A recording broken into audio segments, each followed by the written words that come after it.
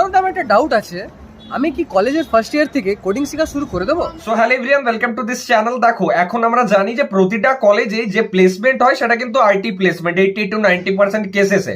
এবার যারা এই বছর কলেজে অ্যাডমিশন নিচ্ছ, সেটা যে কোনো কলেজেই হোক না কেন, তোমার ডাউট আসতে পারে দাদা আমি কি কোডিংটা তাহলে একদম স্টার্টিং থেকে আর কি মানে একদম সিরিয়াস হয়ে যাবো?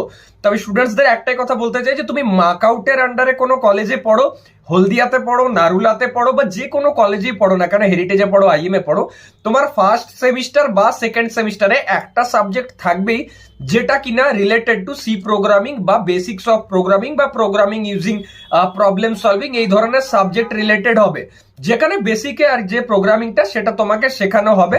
এবার হ্যাঁ, তুমি বলতে চাইছো যে দাদা তাহলে আমি কিভাবে প্রোগ্রামিংটা শেখা চালু করব বা কোডিংটা শেখা চালু করব। তো একটা কথা বলতে চাই, দেখো এখানে অনেক বড় একটা প্রবলেম যেটা তোমাদের সাথে কেউ শেয়ার করে না, সেটা হচ্ছে না যে কলেজের শুরুতে মানে কলেজ যখন একদম যাবে সেখানে ফিজিক্স, কেমিস্ট্রি, ম্যাথ, বায়োলজি এই ধরনের কিছু সাবজেক্টস থাকে আলাদা আলাদা কলেজের সিলেবাসে।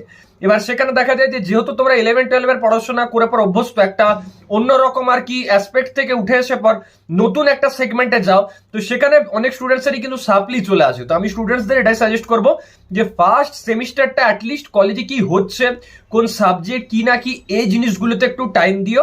তারপর যখন আস্তে আস্তে তুমি ফ্যামিলিয়ার হয়ে যাবে এই সেমিস্টার সিস্টেমটার সাথে, তখন গিয়ে পর তোমার যখন সেকেন্ড সেমে প্রোগ্রামিং বা কোডিং রিলেটেড কোনো সাবজেক্ট থাকবে সেই সাবজেক্টটাও ক্লিয়ার করবে, তার সাথে সাথে কোডিং শেখাটা স্টার্ট করবে।